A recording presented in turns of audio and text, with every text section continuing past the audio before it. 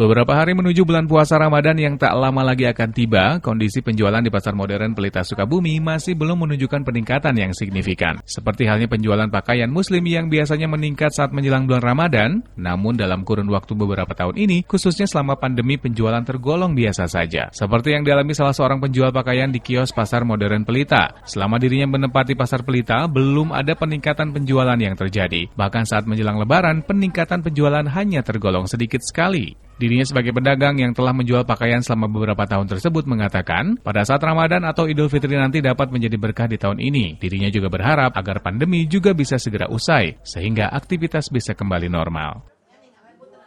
Tak ayo peningkatan mohon.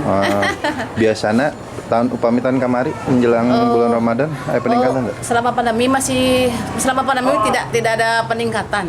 Mohon selama Lebaran menjelang Lebaran? Sedikit peningkatannya. Sedikit. Belum ada peningkatan belum ada. Selama pandemi. Iya, selama pandemi tidak ada. Senada dengan dia, Fajar Maulana yang merupakan penjual daging juga mengatakan, saat ini penjualan daging masih relatif sama dengan hari biasa. Jika ada peningkatan hanya terjadi sedikit, sekitar 30% saja. Namun dirinya mengeluhkan karena saat ini justru harga modal pembelian daging mulai merangkak naik. Tetapi para pedagang belum menaikkan harga jual mereka dikarenakan takutnya sepi pembeli. Penjualan dagingnya meningkat, cuman harganya naik, harga modalnya. Maka harga tapi harga jual dinaikin apa enggak?